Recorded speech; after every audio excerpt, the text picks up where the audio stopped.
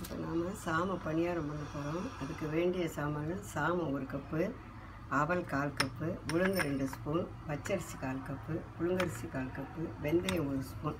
எல்லாத்தையும் ஒன்றா ஊற போட்டு 2 மணி நேரம் கழித்து நல்லா அரைச்சி, ரொம்ப நைஸாகவும் அரைக்க வேண்டாம், ரொம்ப குறகுறன்னு அரைக்க வேண்டாம். அரைச்சி வச்சுன்ட்டு அதில் போடுறது வெங்காயம், தக்காளி, தேங்காய், கருவேப்பிலை, இஞ்சி, கடுகு தாளித்து கொட்டிண்டு இந்த மாதிரி மாவை அரைச்சி வச்சுட்டு இதில் எல்லாம் போட்டு ஊற்றி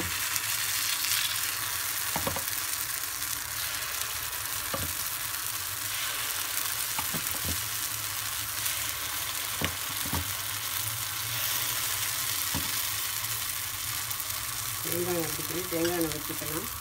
இல்லை நெய்யும் எண்ணெயுமா கலந்தும் குழந்தைகளுக்கு கொடுக்கும்போது ஊற்றிக்கலாம்.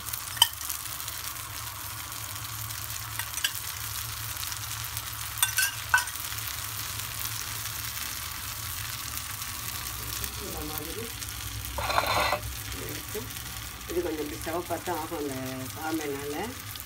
இந்த மாதிரி எடுத்து வச்சுங்க. இந்த பணியாரம்